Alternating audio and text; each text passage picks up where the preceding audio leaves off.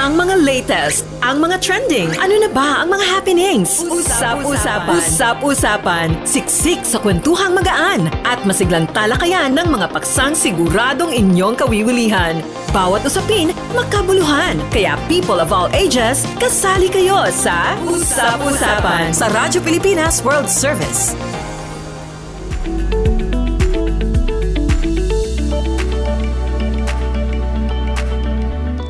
Okay, magandang araw po sa ating mga tagapakinig at tagapanood dito sa Himpilang Radyo Pilipinas World Service. Narito na naman po ang ating palatuntunang Usap-usapan, kung saan tatalakayin po natin ang mga naging usap-usapan ngayong linggo. Siyempre ako pa rin po ang inyong kasama sa programa. Ito po si Bea Gaza de Guzman. At live niyo po tayo napapakinggan at napapanood sa Radyo Pilipinas World Service official Facebook page at YouTube channel. Maging po sa ating audio streaming o yung tinatawag nilang online radio. Kung kayo po ay wala pa nito, maaari nyo rin po kaming ma-access sa inyong mobile phones, no? Sa online radio. Download nyo lang po ang ating PBS Evox Receiver app. Para po sa mga Android user ay available ito sa Google Play Store. At sa mga iPhone user po ay available naman po sa App Store. At para sa episode ngayong araw ng ating palatuntunan usap-usapan, meron po tayong mga panauhin. Sa unang bahagi po, pag-uusapan natin, syempre, ang ano bang pinakamainit na balita ngayong linggong ito. Mga pagbaha, pag-ulan dahil po sa epekto ng dumaang bagyong Tino. Kaya naman lumabas po yung balita na ang Pilipinas ay numero 1 po sa ranking ng 2025 World Risk Index. Ano ba ito? Anong pamantayan nito? Paano ba tayo makakatulong para naman bumaba yung ating ranking, no? Malalaman natin sa ating expert mamaya. At ang isa pa, nakita natin sa social media na nagra-rounds nga itong balita tungkol sa isang Pinay na usap-usapang baka siya na nga ang kauna-unahang Filipina na makakatapak sa space. Ayan. Excited siguro kayo makilala yon, ano?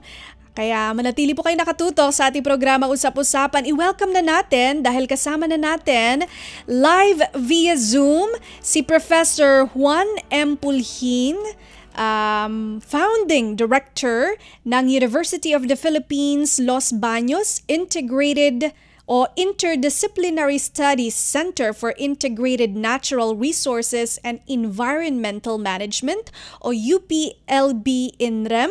Magandang araw po sa inyo, Dr. Pulhin. Si Bea Gaza de Guzman po ito ng Radyo Pilipinas World Service.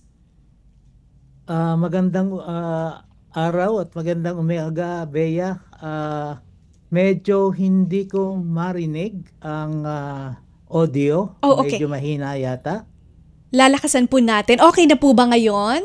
Yes, mas okay na ngayon, Bea. Maraming salamat. That's good.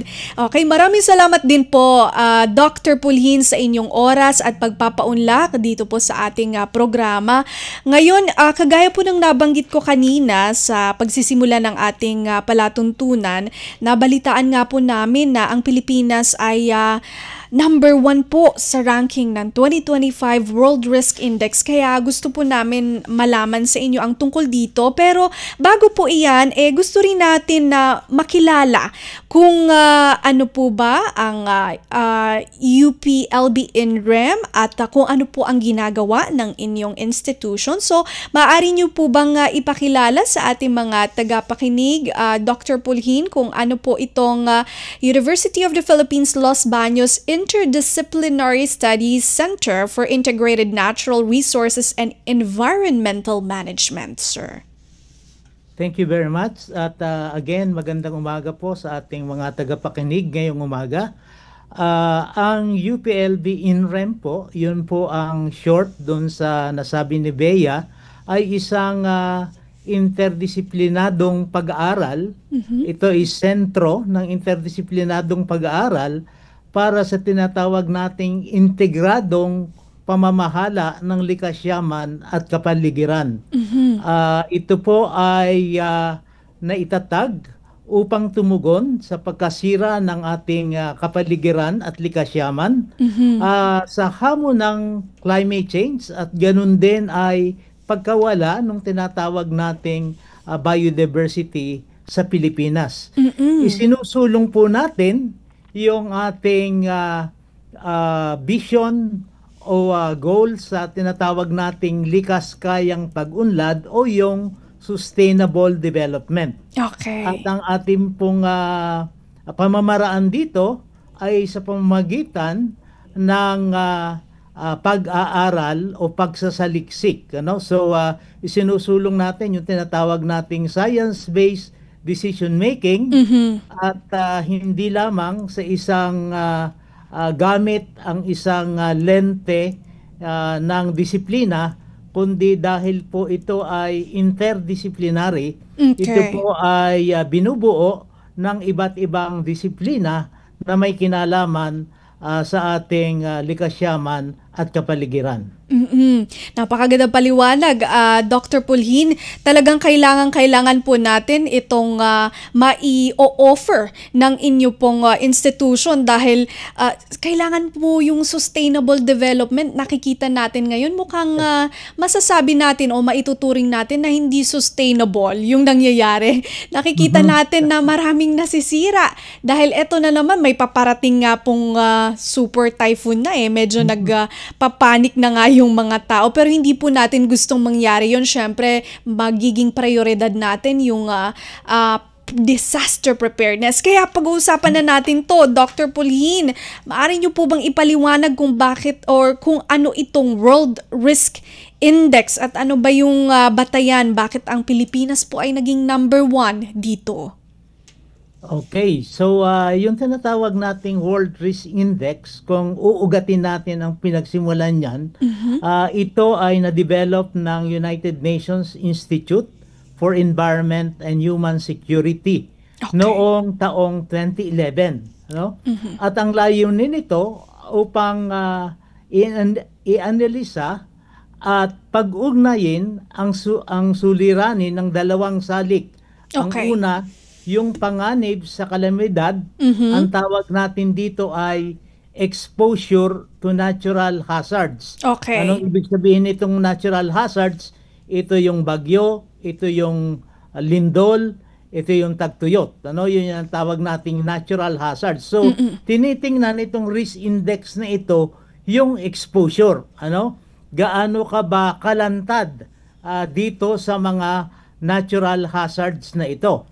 Subalit, isa lamang elemento ito nung tinatawag nating World Risk Index, sapagkat maging ikaw ay exposed o lantad, subalit kung may kapabilidad ka naman bilang isang pamayanan na maka-adapt dito sa iyong exposure, then hindi rin tataas yung iyong kategorya nung tinatawag nating World Risk Index. Ayun. So, dalawang bagay, exposure, at saka yung ikalawa naman, yung kapabilidad mo para mag-respond kung merong kang katulad ng lindol o baha na mangyayari. So, pwedeng kapabilidad o on the other hand, yung isang aspeto, pwede rin kapabilidad, pero kung wala ka kasing kapabilidad, yun ang nagiging measure ng tinatawag nating vulnerability.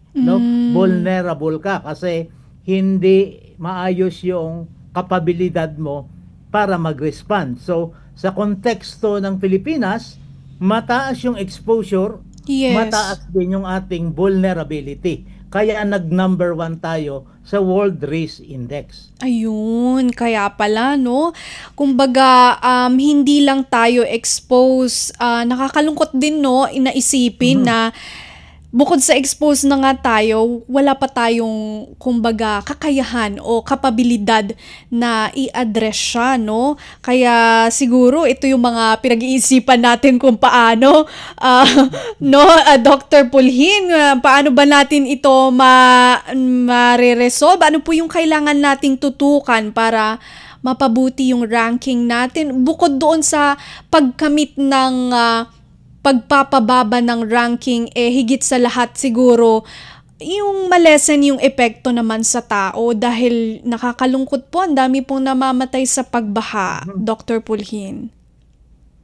Yes, hindi simpleng usapin kasi yung pagbababa ng ating ranking sa World Risk Index, ano? Kasi ito ay it's a long period of ayoko namang sabihin neglect, but kahinaan. Okay. Kasi kung pag-usapan natin, kung hihimayin natin yung dalawang mahalagang aspeto, halos wala na tayong magagawa dun sa exposure, 'di ba? Kasi unang-una, tayo ay nasa Pacific Typhoon Belt. Kaya meron tayong 18 to 20 typhoons on the average o bagyo kada taon. Kasi nadudo na nga tayo sa by virtue of location, yun ang default natin. Halos wala ka nang magagawa. Yes. At the same time, dun sa other forms ng disaster naman, katulad ng lindol, tayo naman ay nasa Pacific Rim of Fire. So by virtue of exposure, wala din, no? Yes. Pag naglindol sa isang sa isang area, then minsan ay nagsusunod-sunod na yan, no? So ang exposure, maliit na lang ang magagawa natin. Halos wala tayong magagawa dyan as a nation, no? Ang magagawa natin ay yung sa tinatawag nating pahinain o palakasin, pababain yung ating vulnerability. Ang opposite naman nun, papalakasin natin yung kapabilidad natin na mag-respond dito sa mga napipintong kalamidad. Yun ang kailangan nating isagawa, ano? At sabi ko nga, hindi simpleng gawain yun sapagkat for a long period of time, kasi yung pag-build ng ating kapasidad ay it requires collective effort from the government, from the whole society, kasi lahat tayo ay may mahalagang papel na pwedeng gampanan. So ang national government natin, napakahalaga ng kanilang role, but ganun din in terms of preparedness, yung ating mga local government units at yung ating mga komunidad mismo na siya ang tinatamaan ng ating mga kalamidad na nangyayari, no? So kung gusto nating itaas yung ating kapabilidad ay it requires a long period of commitment, no? And dedication. Kasi unang-una, dapat yung plano natin long term. Oo, no? Tama Hindi po, yung sir. within the horizon lang nung 3 years na si mayor o si governor. Dapat ay kasi yung pagbabago ng klima, kaya makikita natin do sa mga models, ang tinatarget niya na planning horizon 2050, 2080, 2100. Opo. Kasi dapat ngayon pa lang pinaghahandaan mo na, ginagawa mo na yung mga tamang pamamaraan para makarespond ka dun sa, kasi kung hindi mo ma-address yan, then mas lalala pa ang ating sitwasyon. So, long-term planning, napakahalaga, and of course, kahilangan dyan, sinasabi natin, nakabase yan sa siyensya, no? Kasi, yun, may mga scientific models tayo na pwede nating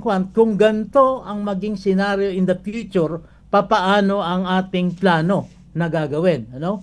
So yon, ang tawag natin doon is long-term anticipatory, kasi tinitingnan natin ang pwedeng mangyari sa future, at the same time science-based ang pagplano natin at saka decision making. So hindi pwedeng plano ni Mayor ngayon, tapos maganda na, pagdating ng susunod na Mayor, pinalitan na. Ayun lang. Mahirap So po dapat yun. long-term at science-based. Patuloy nating i-revisa yan at as the science improves, and then correspondingly ay i-adjust natin yung ating plano. No? Ayun. So yan ang number 1 na kailangan gawin, long-term planning at dapat anticipatory, science-based, no? Dito po sa planning na ito, Dr. Pulhin, maaari nyo po ba kaming bigyan ng halimbawa? Although nabanggit nyo na kanina na dito sa mga planong ito, kailangan at least man lang may consistency, no? Hindi dapat naglalast lang yung action plan na nakadepende sa termino, for example, ng isang alkalde. So, doon po sa mga planong yon, ano po ba yung mga kailangang i-integrate na actual po na plano para po maisakatuparan natin yung long-term, science-based, anticipatory na pag-address po sa mga risk, especially yung calamities po and mga sakuna, sir? Yeah. Ang maganda sa Pilipinas, bagamat tayo ay vulnerable, ay meron na tayong mga pagbabasihan ng ating programa at meron na din tayong pulisiya, no? So meron tayong Climate Change Act, meron din tayong Disaster Risk Reduction and Management Act, ano? So yun yung ating basihan. So napakahalaga sa isang plano, lalo-lalo na sa hindi lamang sa national government, sa lahat ng aspeto ng lahat ng branches ng national government, sa ilalim ng Climate Change Act at Disaster Risk Management Act ay sinasabi doon na kailangan nating i-mainstream ang termo, maganda yung nagamit mo, ma-integrate yung climate at saka disaster risk reduction sa lahat ng klase ng plano natin, no? Opo. So yon, napakalaga na ma-integrate yun. Ang UPLB INREM, gumagawa kami ng tinatawag naming ito kasi yung pundasyon, ano, yung tinatawag nating disaster, yung tinatawag nating climate and disaster risk management plan, no? Okay. So ito ay tinitingnan mo muna, tulad nung naipaliwanag ko kanina, pinag-aaralan natin using yung siyensya at saka yung local knowledge din, kasi napakahalaga ng local knowledge, no? So ini-incorporate natin yung sinasabi ng mga models at saka nung science, at ini-integrate natin yung local knowledge ng mga local stakeholders, kasi alam nila yung situation, para maanalisa ano ba ang vulnerability at risk ng kanilang lugar, no? Okay. So hindi lamang ang tinitingnan natin dito, hindi lamang yung present vulnerability, but using modeling, tinitingnan natin sa future kung ganito ang maging climate scenario, ano ang magiging vulnerability at risk dito sa area na ito, no? Okay. So yun ang yung assessment na ginagawa.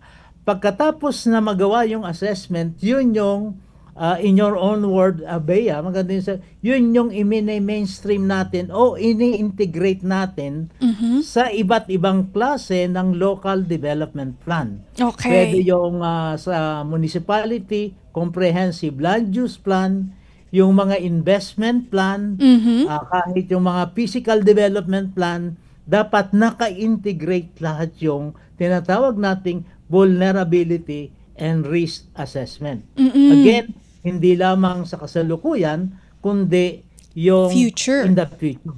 Kaya anticipatory and science-based, pero inclusive din, kasi pati pananaw ng mga tao who have actual experience on the ground ay ini-integrate natin dito.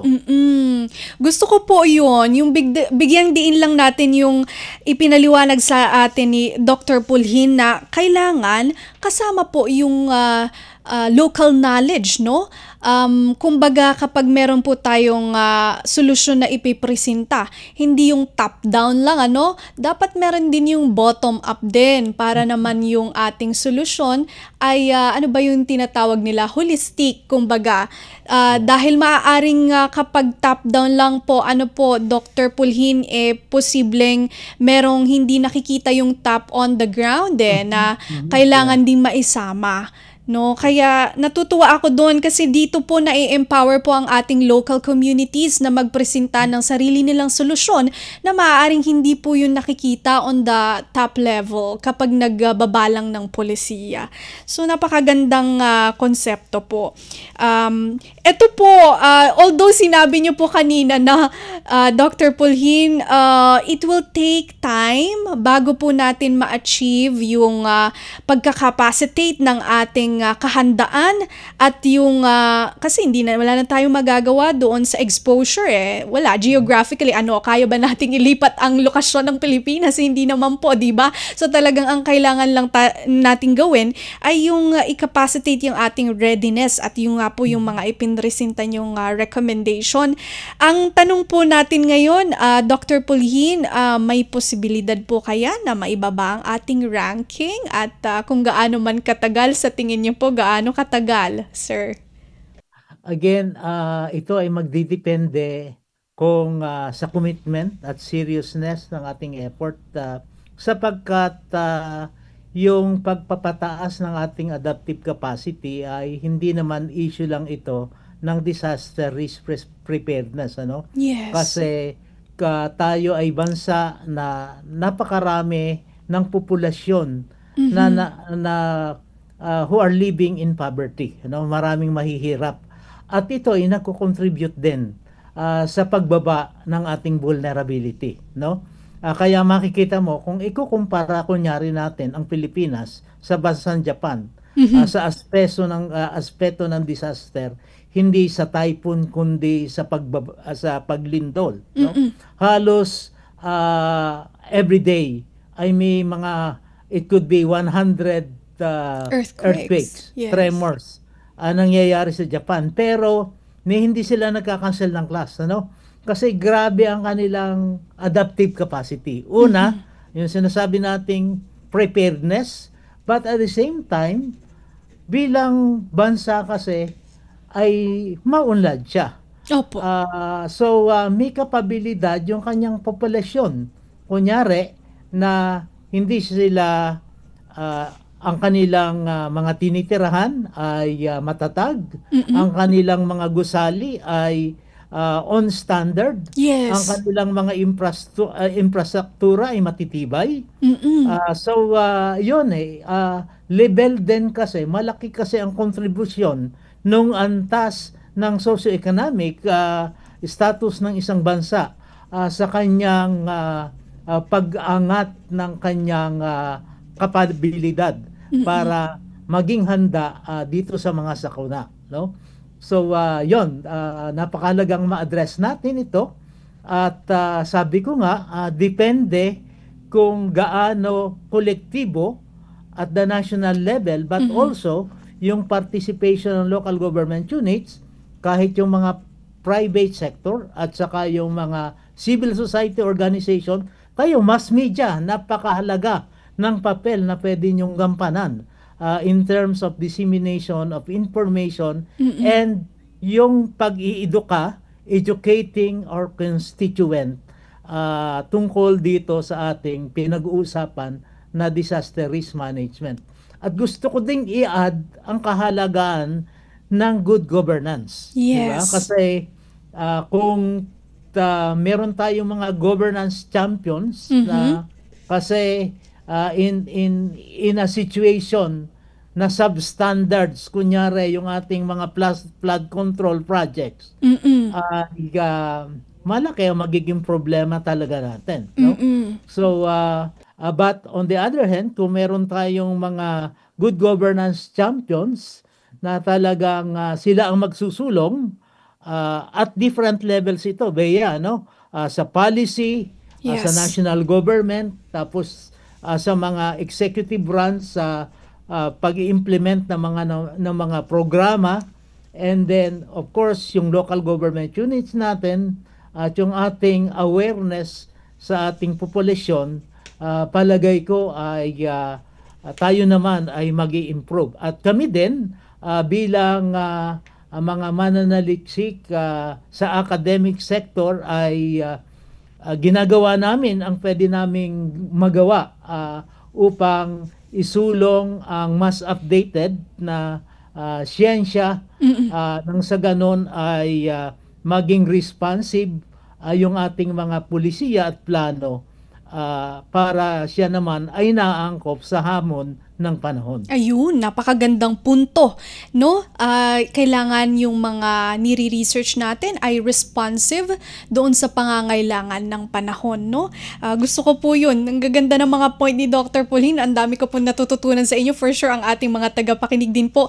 Ngayon, kasi we're running of time na rin po, sir. Pero bago ko po hingiin ang inyong final message, ma-relate lang natin kasi nabanggit ko kanina, meron po tayong inaantabayanan, monitor na nga po ang ating integrated state media. May coverage na po for the paparating na Super Typhoon Uwan. No? Nakakatakot po yung size niya. Ang laki. Parang sakop po yung buong ng Pilipinas. So, itanong na rin po namin sa inyo to sa perspektibo po ng inyong expertise, ang environmental management. Ano-ano po ang best practices sa disaster preparedness? Syempre po, ito po yung tunay na disaster preparedness na hindi lang po nakasalalay sa flood control. Ano-ano po itong mga best practices from your the perspective of your expertise, lalo na po sa bagyo na ngayon po nagdudulot ng pag-ulan, malalakas na pag-ulan at matinding pagbaha, sir? Yes, so napakalaga ay early warning, at ako'y natutuwa na in terms of early warning ay nag-improve tayo significantly. Kasi bagamat yung iba sa atin nagagalit minsan hindi naman tumama ang bagyo and so on, subalit ngayon pa lang, kunyari dito sa amin sa Los Baños, sa Laguna, ay sabi na signal number 1, you have 30 or more hours to prepare, no? So nado doon, so that requires psychological preparedness, but also yung actual preparedness. So napakalaga po nung early warning system natin, At again, sabi natin yung ating early warning ay nakabase din sa siyensya. Kaya nakikita natin yung mga ina-advertise sa ating mga media, particularly sa Pag-asa at yung iba't ibang monitoring system na nakikita natin ay talagang nakabase sa mga iba't ibang modelo ng typhoon track, So, kailangan po talaga na imo-monitor natin 'yon, But at the same time, in terms of preparation, ay dapat ay talagang pinaghahandaan natin 'yan, yung mga standard na protocols na ginagawa natin, ano yung mga emergency number, ano yung ating dapat ay meron tayo sa bahay, di ba? For evacuation and so on. And then lahat po ng tipo ng preparation. But at the same time, sabi nga natin, in the long term kasi ay ayon sa aming expertise ay nakabase din kasi kung makikita natin, yun yung gusto naming i-highlight. At ito din yung objective ng INREM, yung tinatawag nating dapat ang ating paghahanda ay integrated. Sa ating environment, may tinatawag tayong isinusulong tayo na ridge to reef approach. Ibig sabihin, from the top of the mountain, whatever you do kasi dun sa uplands or in the mountain areas, or whatever you do or not do, ay pwedeng may positibo o negatibong impact sa downstream, sa urban area, at sa coastal areas. So, ang ibig sabihin natin, kaya integrated yung aming approach ay naniniwala tayo na interrelated ang ating problems. And therefore, dapat hindi patsi-patsi yung ating solution. Dapat holistic ang ating solution, At sa kaso ng integrated natural resource management, dapat titingnan mo ano ba ang problema dun sa taas, At maging sa disaster preparedness, titingnan mo din, no? Kung ikaw ay nasa baba at floodplain yan, titingnan mo, ano yung nangyayari, ano yung posibleng mangyari dun sa tinatawag nating headwaters. Okay. No? Kasi baka mamaya malakas yung buhos doon, ikaw catch basin lang sa baba, dapat ay prepared ka na doon. No? Pero at the same time, yung long-term preparation talaga noon is yung ating tinatawag na ecosystem-based resilience, na kung saan ay pinagbubuti natin yung konserbasyon, yung rehabilitasyon ng ating forest and natural resources. Kasi sila talaga ang kasangga natin dito sa malalakas na ulan, sa malalakas na hangin. Nature ang ating protector. So, ang sabi nga namin, we should work with nature and we should protect nature as well. Ayun, napakagandang mensahe. Sige po, eto na, sinesenyasan na ako ng aking mga kasama rito. Nako, ang dami ko pa sanang gustong itatanong sa inyo, sir, pero sige, baka maimbita namin kayo next time. Ang inyong final message na lang po sa ating mga tagapakinig at tagapanood dito sa Radyo Pilipinas World Service. Lahat po tayo ay may mahalagang papel para maghanda sa sakuna o disaster preparedness at maging tinatawag nating climate resilience. Kailangan po natin ang kolektibong pagkilos, kailangan nating ang pagtutulungan ng iba't ibang sektor, gobyerno man, NGOs, pribadong sektor, akademya, yung ating mass media, at maging yung ating grassroots community upang maabot natin ang ligtas at matatag na Pilipinas. Kami po ay naniniwala na sa kolektibong pagkilos at sa paggamit ng siyensya na ma-integrate natin ang local knowledge sa pamamagitan ng long-term planning and science-based decision making at sa kolektibong commitment ng bawat isa sa atin ay pwede nating ibaba yung ating disaster risk sa Pilipinas. Tayo po ay sama-samang gawin ang ating papel at sana po ay tayo ay maging disaster resilience bilang isang bansa. Marami pong salamat. Maraming salamat po, Dr. Pulhin, sa inyo pong oras at marami po kami natutunan sa inyo. Sa uulitin po, mabuhay po kayo, sir. Thank you po. Thank you very much din po. Yan po si Professor Dr. Juan M. Pulhin, Founding Director ng University of the Philippines Los Baños Integrated Natural Resources and Environmental Management o UPLB INREM. Magbabalik po ang ating palatuntunan usap-usapan makalipas ang ilang paalala. Magandang araw, si Ding Dong po ito. Tagbagyo na naman, kaya tara samahan niyo akong i-remind ang mga kababayan nating magsasaka at mangingisda. Say AHA. A for ani. Hanggat maaari, anihin na natin ang mga pananim para hindi tumasayang sakaling bahain ang inyong taniman. Next, H.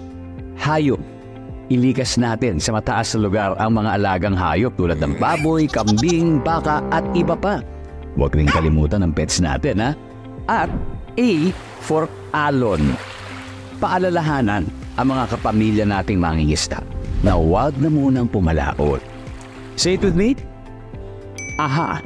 Para safe ang lahat sa panahon ng sakuna. #panatag ang mayalak. Maging panatag Pilipinas.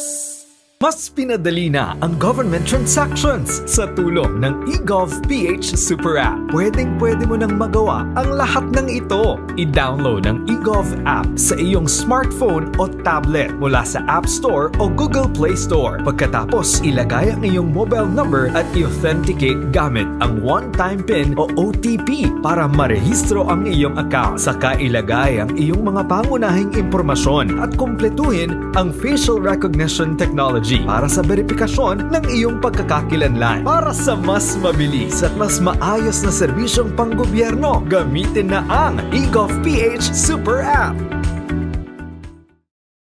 Anong latest? Usap-usapan. Usap-usapan. Dito sa Radyo Pilipinas World Service. Nagbabalik po ang ating programang Usap-usapan. Ito po si Bea Gaza de Guzman.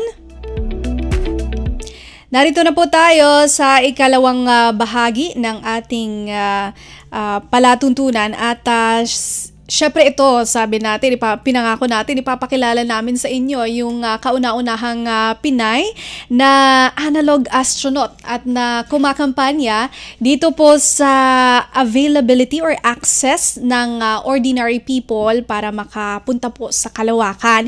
I-welcome na po natin, kasama na po natin siya live via Zoom, si Miss Christine Jane Atienza, isang nutritionist and dietitian by profession. At yun nga po, siya po ay isang analog astronaut. Magandang araw po at welcome po dito sa Usap-Usapan. Ma'am Christine, ito po si Bea Gaza de Guzman. Hello po, magandang umaga. Naririnig niyo po ba? Okay po ba yung... Yes, okay naman po. Naririnig po namin kayo. Okay po. Okay. Good morning po. Good morning. Thank you po sa pagpapaulak sa amin dito po sa palatuntunan. Na-curious nga po kami dito sa nabalitaan namin na kayo po ay nangangarap na makatapak sa space, no? Kaya ito ang una naming tanong sa inyo, Ma'am Christine. Ano po ba yung pakiramdam na kayo po ang kauna-unahang Filipino analog astronaut? So, ayun po. Actually, hindi naman talaga yung goal ko. So, nagkataon lang siya.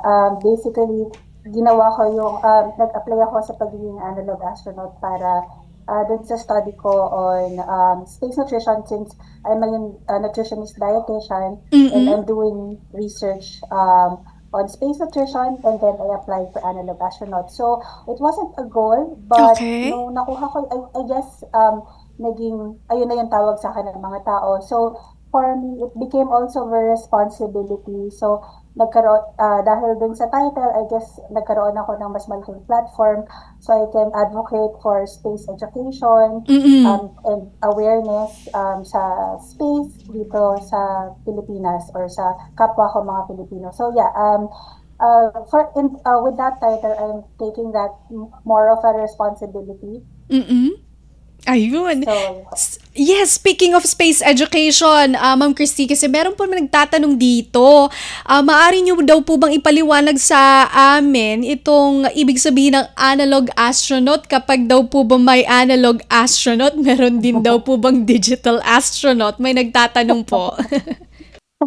So, yung analog astronaut or analog space missions, basically, we simulate every different aspects of space exploration dito muna sa Earth kasi of course first of all mahal magpadala ng kahit ano sa space. Yes. As in mahal siya. True. And of course also we would want to lessen the risk of people going to space. So lahat ititrain muna dito, and then lahat para ba siyang dress rehearsals kumbaga. So even yung Apollo astronauts or yung mga Artemis astronauts ngayon, ano yun, kahit yung simpleng pagtapak nila sa buwan, nire-recreate muna nila dito sa Earth. So, as analog astronauts, so, ayun yung ginagawa namin. So, tinetest muna dito lahat, spacesuits, pagkain, yung bahay, natitirahan. So, lahat na aspects.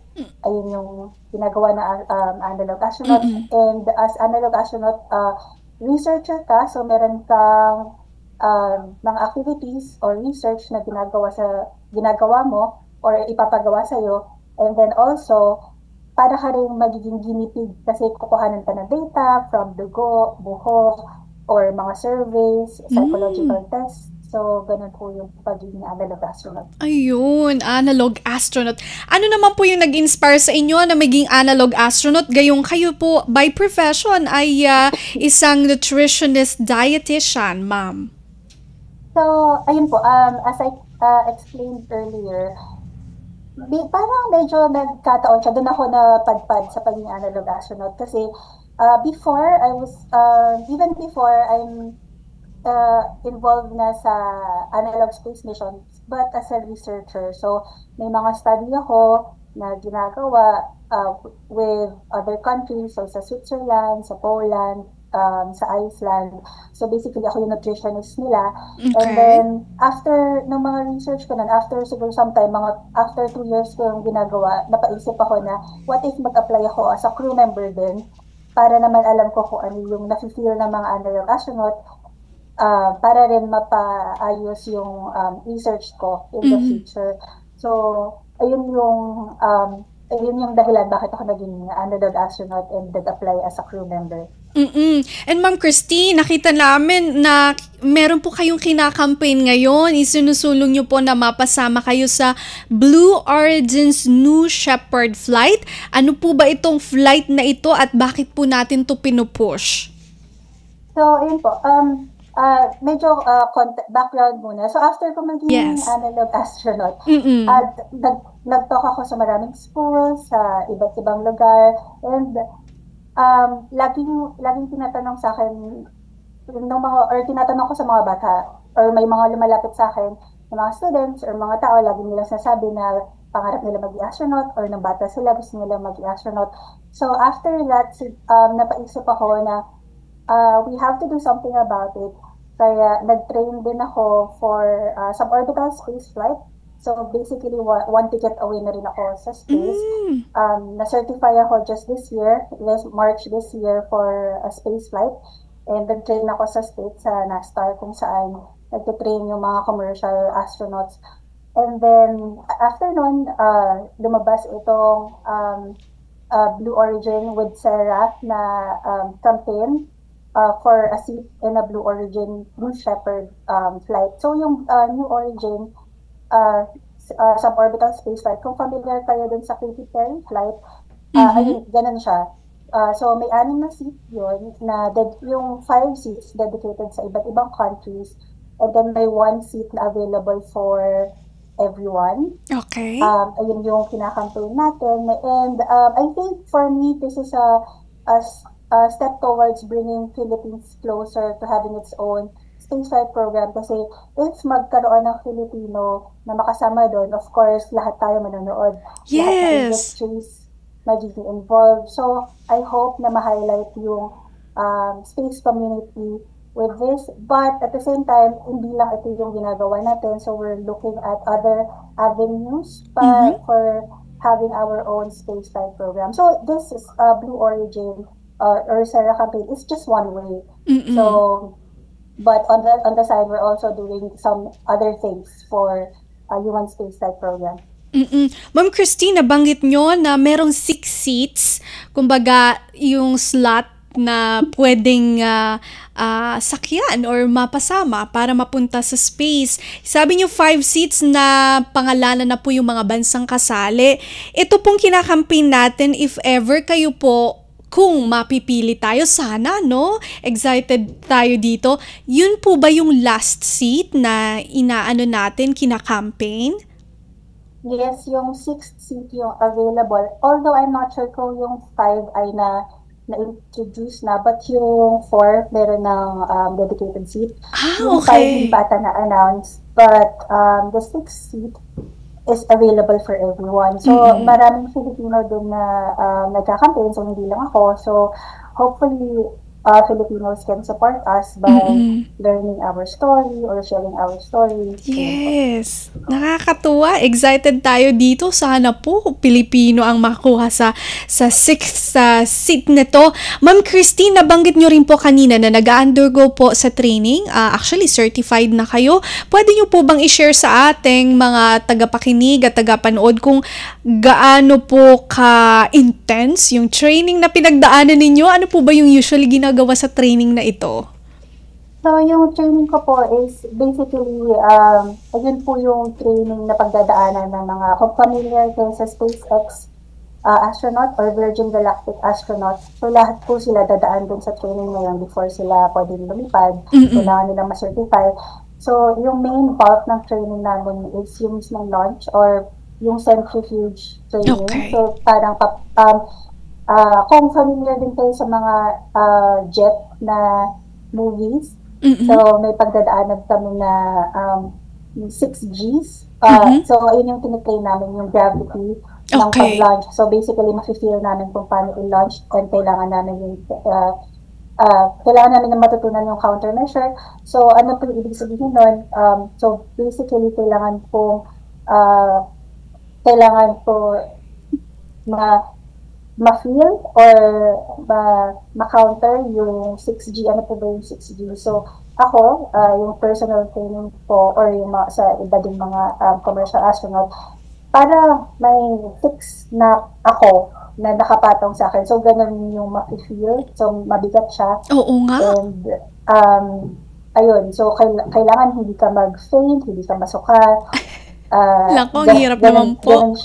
Ganun yung feeling ng nasa centrifuge training ka. So yung sa akin is mas dynamic siya. So merong parang nakapatong sa akin na 6 na ako, tapos meron din sa gilid and sa taas. So ayun, 6G. para akong squeeze ng 6 times. Yeah, yung centrifuge training. Opo, Ma'am Christine, sorry to interrupt, na-excite tayo medyo. Sorry po. Yung centrifuge training po, ito po ba yung parang cylindrical na ganon, tunnel, tapos parang ino-off lang yung gravity? Nakikita natin sa movie, no? Tapos lilipad na yung tao. Yun po ba yun? Actually, kabaligtaran siya. So, pag okay. 6G, ibig sabihin sobrang bigat na ma-feel mo. Kasi parang papaliparin ka sa papunta sa outer space, kaya ma-feel mo lahat ng gravity, pati yung pagbaba, ma-feel mo din yung bigat na gravity. So, kabaligtaran siya ng 0G. Mas madaming gravity yung, ayun, parang pinatungan ng 6 na ikaw. Kung gano'n ka kabigat, gano'n na 6 na beses. Nung nag-undergo kayo, Ma'am Christine, sa training na ito, ano po yung naging epekto niya sa physical ninyo? Kasi minsan yung iba, sumakay lang ng bus, nahihilo na, nasusuka. Kumusta naman po kayo yung ganoong training? Ano po ba yung naging effect sa inyong physical na katawan? Fortunately, okay naman po ako. Kasi Okay. before ko din pumunta doon, nag-physical training din ako sa tumatakbo, nag-relate. So, I keep myself healthy before ako mag-undergo ng certification. And tinuruan naman ako kung paano i-counter yung ganong experience. Okay. So, hindi naman ako nag-faint. Okay naman. Hindi rin ako nahilo. So, tuturuan naman kayo kung paano siya i-manage. Kaya after, okay pa rin naman po ako. Okay, that's good. Ito naman po, on a serious note, kasi syempre sabi nyo, gusto nyo na ang mga Pilipino at least nakakasabay naman dito sa usapin ng mga lipad sa kalawakan, at least nararating na rin natin. So, ito po yung katanungan namin, Ma'am Christine, sa tingin nyo po ba nakakasabay po ang space industry ng Pilipinas sa global stage? I think we're getting there. Okay. Maliit yung community natin, but we're doing a lot. So kung ayun yung gusto ko yung iparating sa buong Pilipinas, na even though maliit yung budget natin for space, and even though konti pa lang tayo, we're doing so much more dun sa like expected of us. Yung Philippine Space Agency, very new siya. Like, we're just 6 years old, but we're doing a lot. We're building a lot of satellites. We're doing a lot of programs na para bang like 2 decades na yung agency, but it's just 6 years pa lang. And even us, na hindi part ng Philippine Space Agency, we're doing also a lot to contribute to space. So, ayun, even though yung strength natin is not in the budget, but we are contributing more than most Filipino sa innovation and collaboration and adaptability. And just recently we signed the Artemis Accord ng NASA. So ano po yung Artemis Accord? It's yung pagbalik natin sa moon. So we're part of that conversation already. Okay.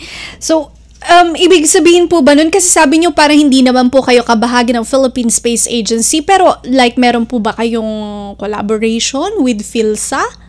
Yes, opo. So, ngayon volunteer ako ng PhilSA, so volunteer associate. So, yeah, dahil nga konti lang kami sa space industry so far sa Philippines, tulungan. So I think ayun din yung strength natin. Because we're new, so we do a lot of collaboration. So we do help them kung ano po yung need or kung may need kami sa kanila. Ayun po. Okay, natutuwa tayo marinig yun. At least meron pong collaboration with government, yung Philippine Space Agency or PhilSA. Ito naman po, Ma'am Christine, bakit po mahalaga na bigyang pansin natin yung space industry? Ito kasi yung misconception natin about space or about space science. Kasi pag inisip natin yung space science, it's all about rockets or going to outer space. Pero space science, it's very, very practical for us. And I think yung discussion ngayon is about, of course, yung incoming typhoon. So we need space science even for that. Kasi if we don't have, like, for example, yung satellites, we can't see yung typhoons or even other things. Yung the space tech or space science, it has a lot of practical impacts on our daily lives na hindi natin maiisip kasi lagi natin silang ginagamit. Even our GPS or even your Grab, kung mawawala yung mga satellite, mawawala yan. And even yung mga insurance, finances, or banking, very dependent na tayo sa outer space. Even if we take selfies, it's because of space technology. So it's not just a luxury for us. Space science is a need for us kasi yun nga, katulad dito paparating na bagyo. Yes. Natatrack natin sila because of the satellite technology. And space itself, it cannot save us, but it's a tool. It's a tool now for us to be more practical about a lot of things kasi binibigyan niya tayo ng ibang vantage point na space lang yung makakapagbigay sa atin. Ayun, talaga naman. Yan yung mga practical na aplikasyon ng ating space industry, no? Hindi lang po siya yung sabi nga ni Ma'am Christine, pagpapalipad ng mga rockets. Kabahagi din po sila sa ating disaster preparedness, lalo na nga po dito sa mga bagyo. Kasama po ang ating space industry sa pagtatrack at sila po yung nagbibigay ng datos para makaresponde ng maayos yung ibang mga katuwang na ahensya. Ito naman po, kasi idol namin yung pagiging dreamer nyo po, no? Bihira na yung mga ganon dahil na-jaded na sila ng mga pangyayari, no?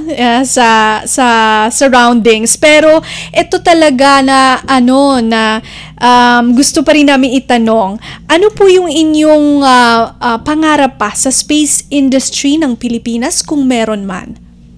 Actually, madami kasi nag-start pa lang tayo sa space industry. So, we're also helping with the startup community, sa education ng space science. But for me personally, since nandito na ako sa path na ito, I really hope for the Philippines to establish its own human spaceflight program kasi kaya ako nag-train. Okay. It's really because, ayun, I really hope na all Filipino sa mga hanap na makapunta sa space can go to outer space or will have an opportunity to go there even though without, changing their citizenship. Training here would be more than enough for us to go to space on our own. So I really hope na magkaroon tayo ng clear direction for training, preparation, and with that also, with that program, also supporting Filipino scientists, engineers, kasi lahat yun magkakasabay eh. So, if we have the industry, the space flight program, pati yung ibang STEM natin, it would prosper. Ayun. Even other professionals na akala mo hindi involved sa space, lalaki yung industry natin everywhere. Even yung space law, we have space law, or space medicine, or even me as a nutritionist, so space nutrition. And yun, so I also hope, I think another one is, I envision the Philippines to be a hub for maybe space agriculture or agriculture since we're an agriculture country. So, I think marami tayong skills na pwedeng i-transfer or transferable to space. And since magaling tayo sa agriculture, then maybe it can be a hub, not just for the Philippines, but for Southeast Asia or even the world. So, medyo mataas yung para, but yeah. Ayun, pero natutuwa kami, at least meron pong mga kailangan din na malalaman natin, no, na kailangan pang mapahusay, and hoping tayo na mangyari ito. Naku, wala na po tayong oras, Ma'am Christine. Nag-enjoy po kami sa talakayan sa inyo, pakikipag-usap. Ito na lang po ang inyong final message sa ating mga tagapakinig at tagapanood dito po sa Radyo Pilipinas World Service. Siguro yung last message probably to every Filipino, young, old, don't be afraid to dream beyond Earth. So, the space isn't far, and marami tayong skills na pwede natin ibigay for space. And it's not just either or, kasi lagi yung conversation is, ang dami natin problem here sa Earth. And I get that because I'm also a humanitarian, but it's not either or. We can do both at the same time, and both those fields can, learn from each other and create a more sustainable way of living. So, ayun. So for every Filipino, each Filipino who believes, we can take one step, and hopefully we can get closer to the stars. Yun. Maraming salamat po, Ma'am Christine, sa inyo pong oras at mga karunungan na ibinahagi sa ating mga tagapakinig at tagapanood dito po sa Radyo Pilipinas World Service. Ako sa uulitin, at syempre, ang gusto namin, sana po kayo na po yung makuha dyan sa ating kinakampanya na space travel. Maraming salamat po at mabuhay po kayo, Ma'am. Thank you po, and mabuhay din po kayo. Ingat po sa lahat. Thank you. Yes, yan po si Miss Christine Jane Atienza, isang nutritionist, dietitian at kauna-unahang Pinay na analog astronaut. At bago tayo tuluyang magpaalam, syempre magpapasalamat muna tayo sa ating mga nakasama sa technical side. Syempre ang nagsilbing master control na technician natin si Erwin Peñano. Sa Wirecast naman po si Justin Osias at ang ating co-producer Jerome Toledo. At maraming salamat din sa ating OJT from Technological Institute of the Philippines. Muli ito po si Bea Gaza de Guzman. Hanggang sa susunod na episode po ng Usap-Usapan, magandang araw. Anong latest? Usap-Usapan. Usap-Usapan. Dito sa Radyo Pilipinas World Service.